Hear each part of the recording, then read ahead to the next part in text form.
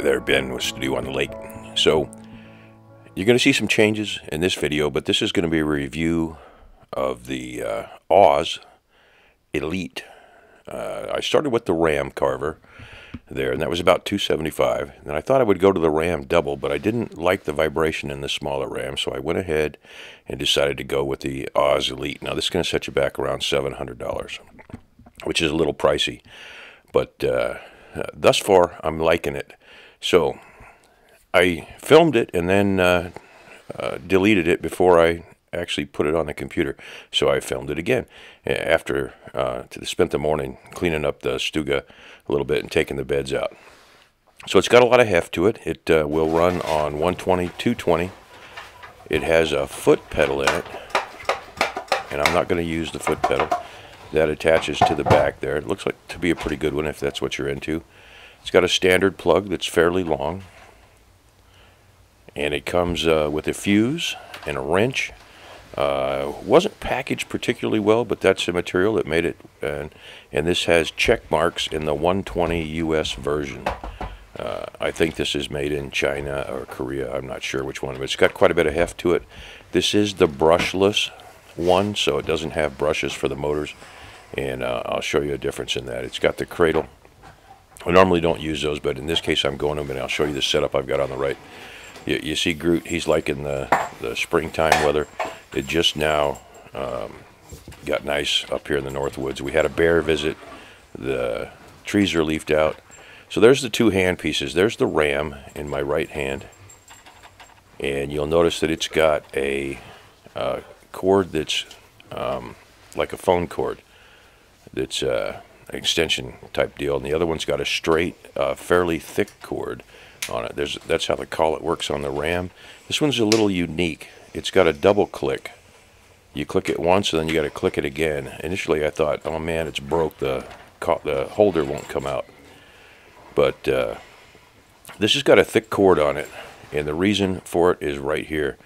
You only need 3 for reverse and power with brushes, but you need 8 wires for the cordless, or for the brushless. So, and the brushless will not work on one that is set up for brushes, and that's a pretty heavy-duty power pack. It screws into it, so it's not going to come out. It's got a really long cord on it. It doesn't appear to be that heavy. The handpiece is a little bit heavier than the other, actually. So there's the face of it. It's pretty straightforward. Turns the motor on, turns the motor off. You got the master switch in the lower corner there, and then the 2 below it. The one in the middle is to select between no foot controller and foot controller, and then reverse and forward.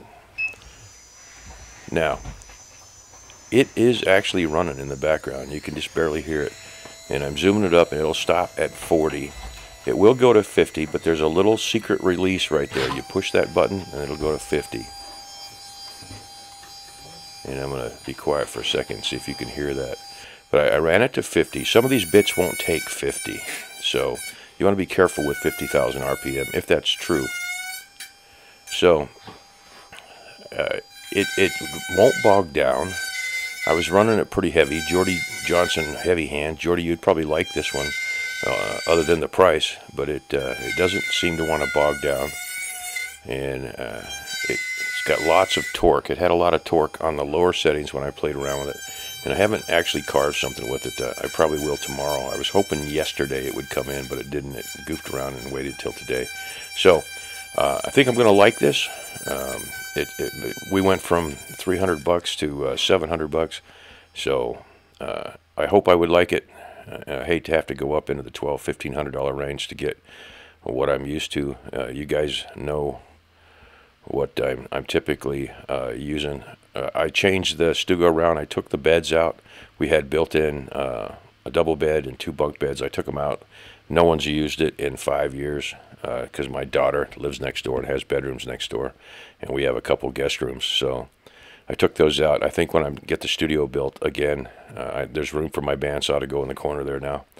When it gets here in a week or 2, hopefully, and I can get Jordy's basswood cut up and sent off. I haven't cleaned up, but I did salvage part of my table The base and the top was burned up, and then I built a little platform for my tools to sit there. So here's my lineup. You remember my old lineup that had the stuff on there. So there's the Oz Elite on the left, the Ram, 2 power carvers, and my 2 burners. I don't have to change collets anymore. So I like it. I would recommend you get it. It's good stuff. There's my chair where I'm going to operate, and I'll show you a little bit later on. So thanks a lot. This has been Ben with Studio on the Lake.